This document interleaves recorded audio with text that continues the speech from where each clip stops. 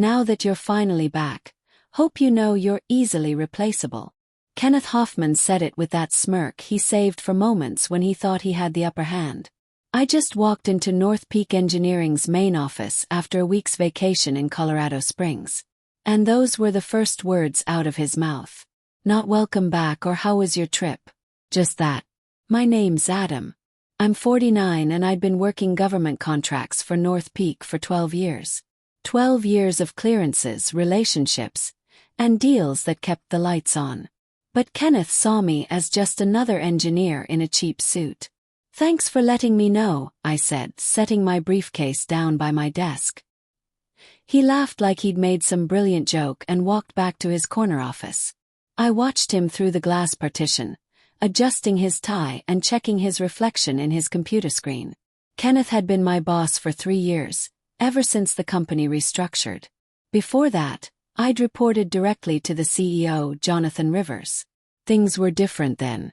I sat down and pulled up my emails.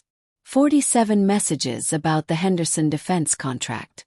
The one Kenneth had been bragging about for months, telling everyone how he'd landed the big fish. The $25 million fish that I'd spent 6 months nurturing through procurement channels. He didn't even know existed. The phone rang. Colonel Patricia Barnes from the Department of Defense. Adam, good to have you back.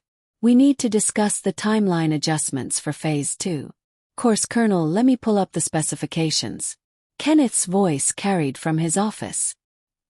He was on another call, probably with Jonathan, taking credit for preliminary approvals that had come through while I was gone. I'd heard variations of this conversation before. The team really stepped up, he'd say. Good leadership makes all the difference. I finished the call with Colonel Barnes and stared at my computer screen. The cursor blinked in the search field of a job site I'd bookmarked months ago, but never used. My finger hovered over the mouse. 12 years. I'd built every government relationship this company had. I knew which procurement officers preferred technical specifications delivered in person, which ones needed 3 weeks minimum for review cycles, and which defense contractors were fighting for the same contracts we were. Kenneth knew none of this. He emerged from his office straightening his jacket. Don't forget the quarterly report is due Friday, he said without looking at me. And Adam, next time you take vacation during a critical contract phase, maybe give the team a heads up. I nodded and watched him walk toward the elevator.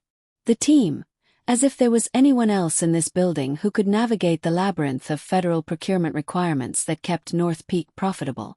Something settled in my chest. Not anger, just clarity. I started at North Peak right out of the Navy. 27 years old, fresh from a deployment where I'd worked procurement logistics in some places the Pentagon preferred not to name publicly. Jonathan Rivers hired me himself back then, said he needed someone who understood how government contracts really worked, not just how they looked on paper. Those early years I was everywhere. Trade shows in Washington, meetings in secure facilities outside Atlanta. Conference calls that started at 5 a.m. because someone in Aberdeen Proving Ground needed clarification on technical specifications. I learned which officials had been there for decades and which ones were rotating through on 18-month assignments. I learned who made the real decisions and who just signed the paperwork. My security clearance was higher than anyone else's at North Peak secret level, with compartmentalized access that took 3 years of background checks to obtain. The kind of clearance that couldn't be transferred or rushed no matter how much money someone threw at the process.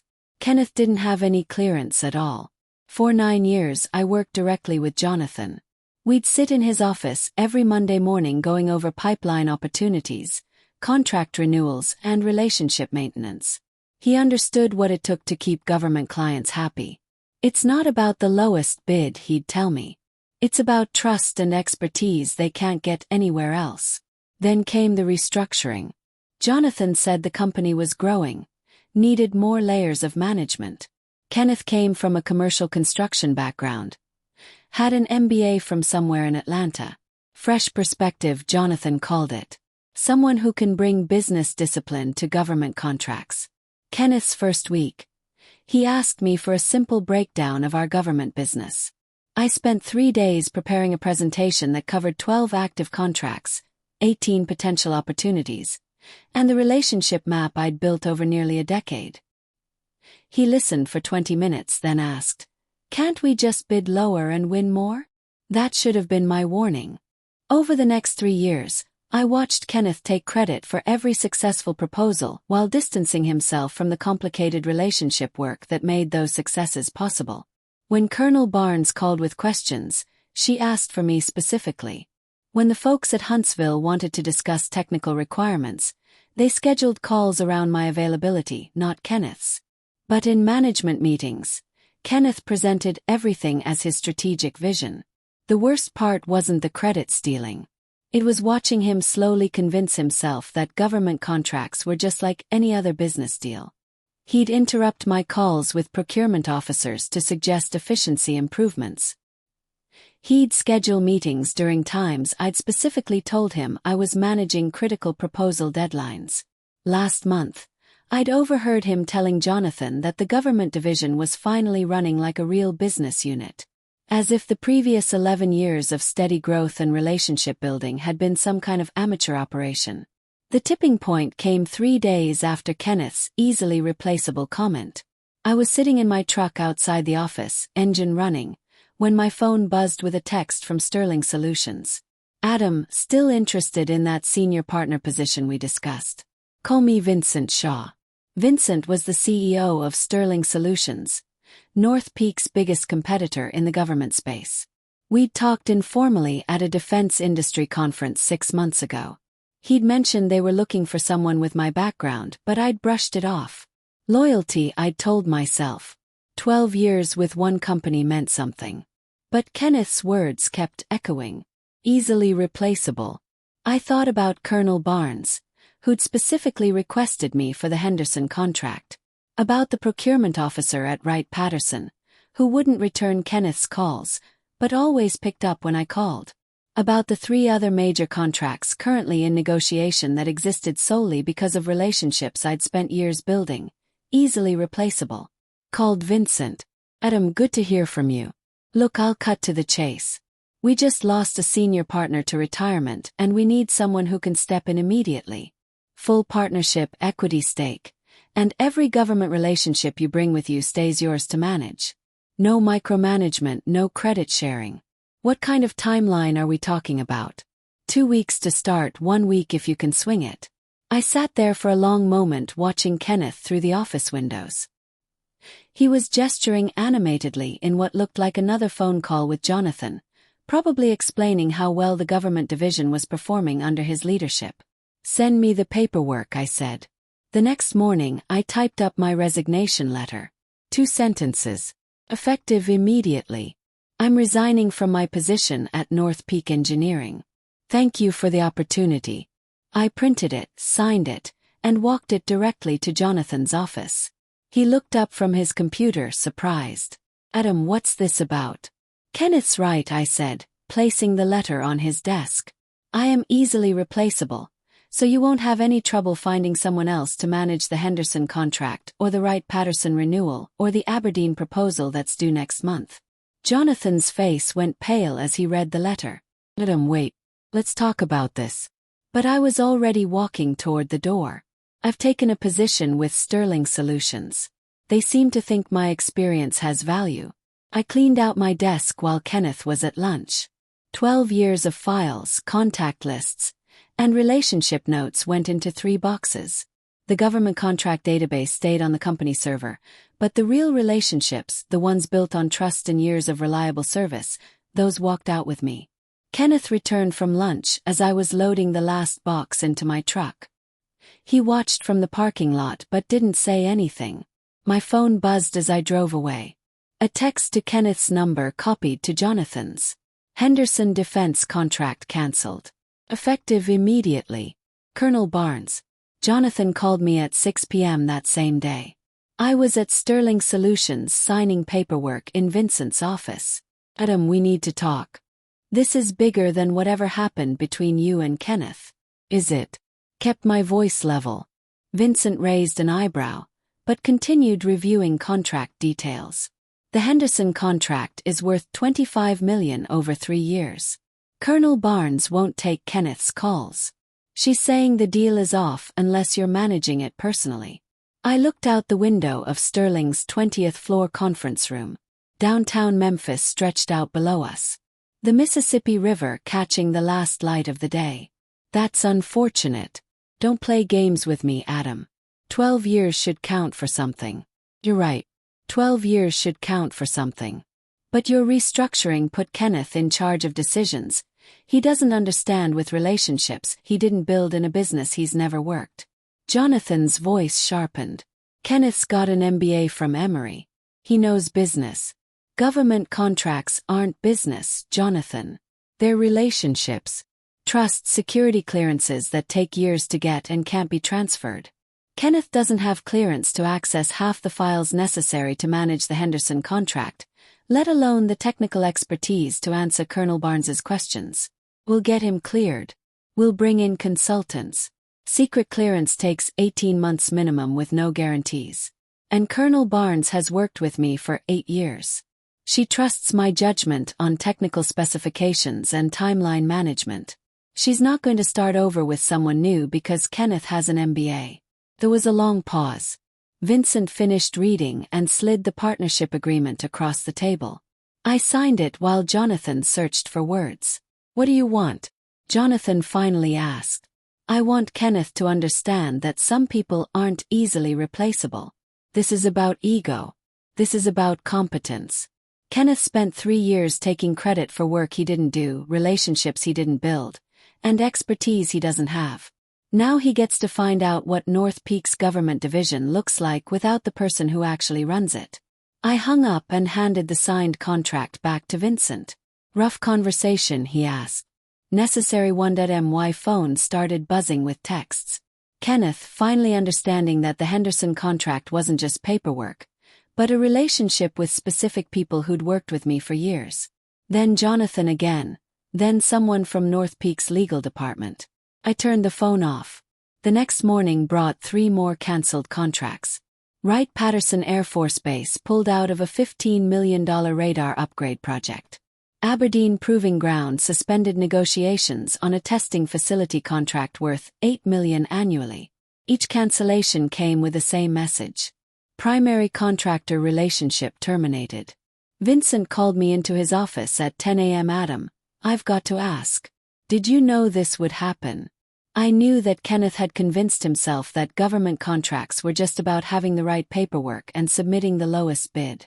I knew that he didn't understand the relationship component or the security clearance requirements or the technical expertise expectations. What I didn't know was how quickly the clients would make their preferences clear.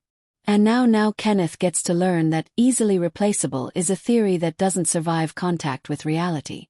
Vincent leaned back in his chair. Your old company just lost $48 million in active contracts because one manager told one employee he was easily replaceable. That's one way to look at it. What's the other way? Kenneth spent 3 years systematically undervaluing the person who built every government relationship North Peak had. He convinced himself that management credentials were more important than technical expertise and client trust. Now he's finding out what those relationships were actually worth. By noon, my phone had 17 missed calls from North Peak numbers. Vincent and I were reviewing Sterling's current government contract portfolio when my personal phone rang. Unknown number, but I recognized the area code. Memphis, this is Adam. Adam, this is Patricia Barnes. I wanted to call you directly. Colonel Barnes. I stepped out of Vincent's office and walked to the conference room. Colonel, good to hear from you.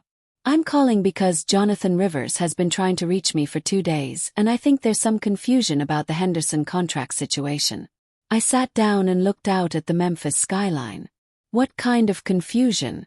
Mr. Rivers seems to think this is a negotiation that North Peak can somehow maintain the contract with different personnel. I wanted to make it clear that's not the case. You see, Adam, I've been working defense procurement for 15 years. I've seen contractors come and go, and I've learned that relationships matter more than company names. The Henderson project involves classified technology integration with timeline requirements that can't accommodate learning curves or personnel transitions.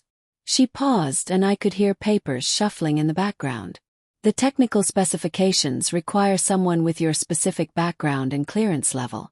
The timeline doesn't allow for training a replacement. And frankly, after 8 years of working together, I'm not interested in starting over with someone who doesn't understand how these projects actually work. I understand, Colonel. Do you?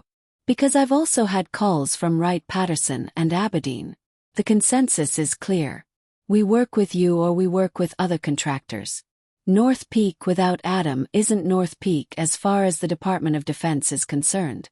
After the call ended, I sat in the conference room for 10 minutes processing what I just heard. It wasn't just about the Henderson contract. It was about the entire foundation of North Peak's government business. Vincent knocked on the door. Everything all right? Colonel Barnes just explained something to me that I'd never fully understood, which is for 8 years I thought I was working for North Peak, building relationships that benefited the company. But from the client perspective, the relationship was always with me personally.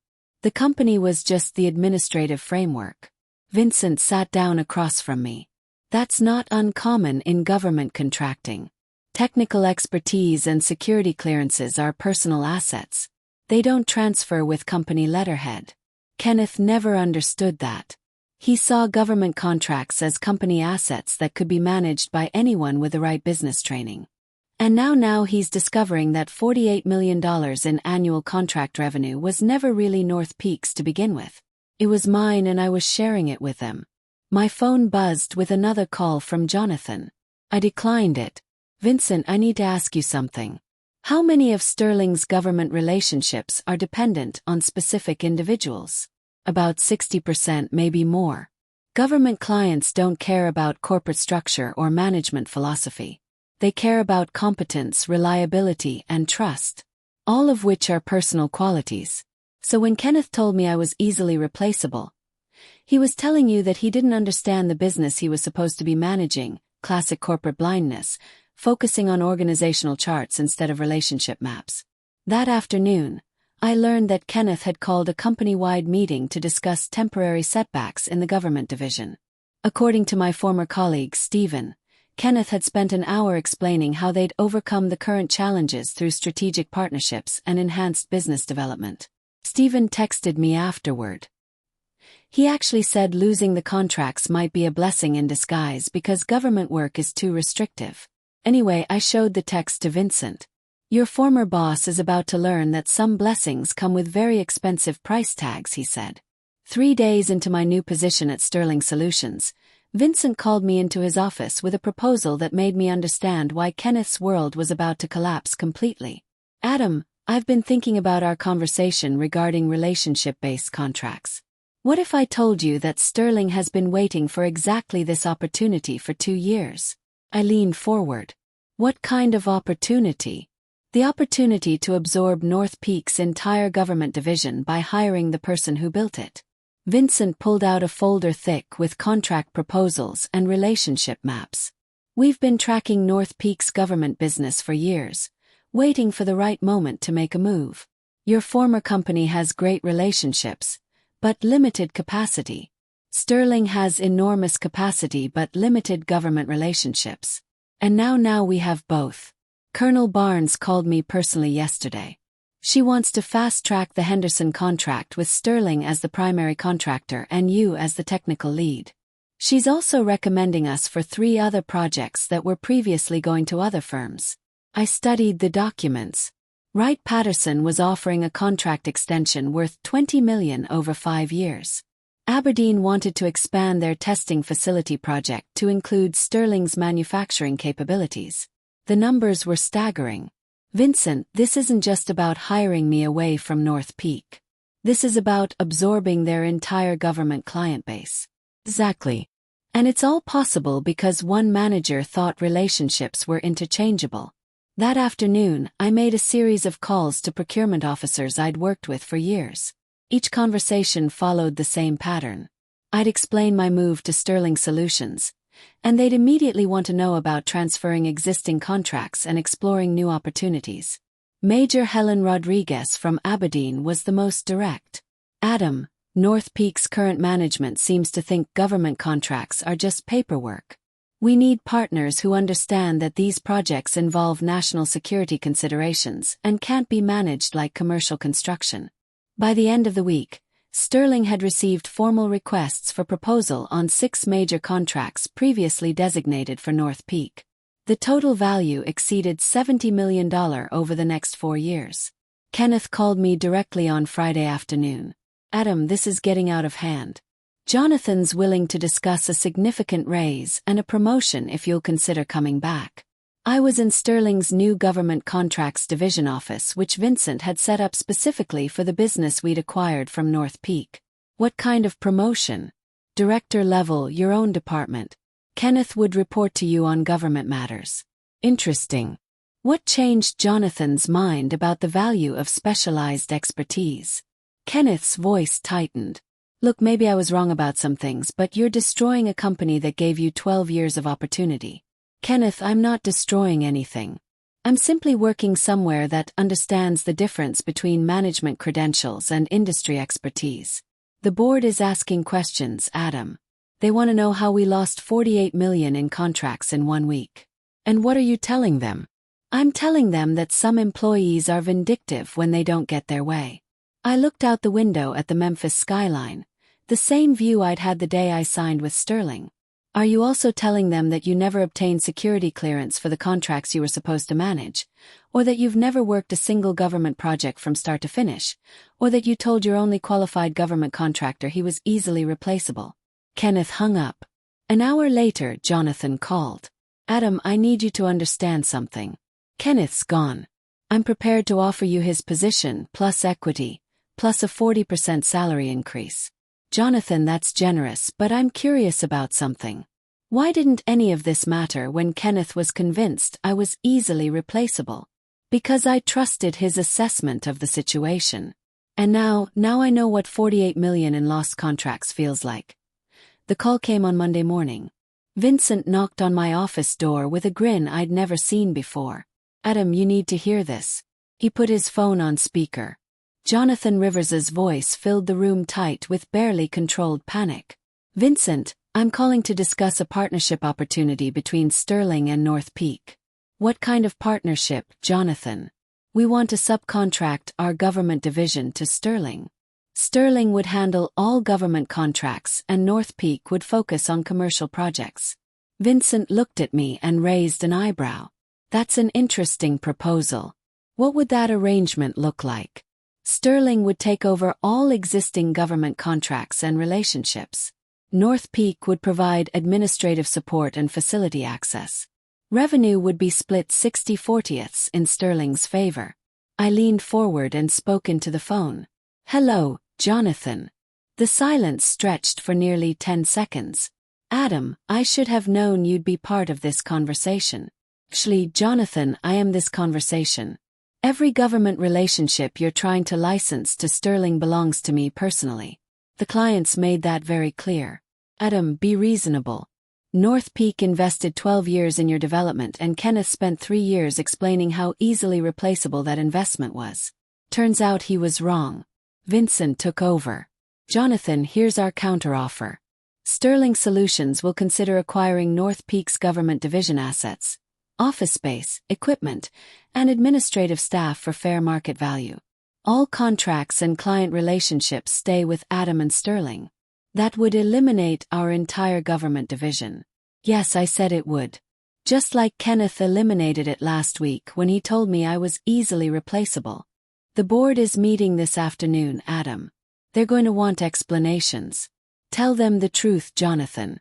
Tell them that Kenneth managed to lose $48 million in annual revenue by insulting the one person who actually generated it. Tell them that easily replaceable was the most expensive 11 words in North Peak's history." Jonathan's voice cracked slightly. "What do you want, Adam?" "I want Kenneth to understand what easily replaceable actually means." 2 weeks later, I was sitting in my new office at Sterling Solutions when Stephen called with news from North Peak. "Kenneth got fired yesterday," he said. "Board meeting lasted 6 hours. Jonathan's taking direct control of what's left of the government division, but there's nothing left to control." "What about the other employees?" "Most of the administrative staff transferred to Sterling with the asset acquisition." Engineering is focusing entirely on commercial projects now. About half the revenue base, but at least it's stable. And Kenneth, word is he's having trouble finding another position. Government contracting is a small industry and everyone knows what happened. No one wants to hire the guy who drove away a $48 million business because he didn't understand how it worked. I looked out my office window. Memphis was growing on me. The river, the energy, the sense of possibility that came with working somewhere that valued expertise over ego. Stephen, thanks for keeping me informed. Adam, one more thing. Colonel Barnes called Jonathan directly yesterday. She wanted to make sure he understood that this wasn't personal against North Peak.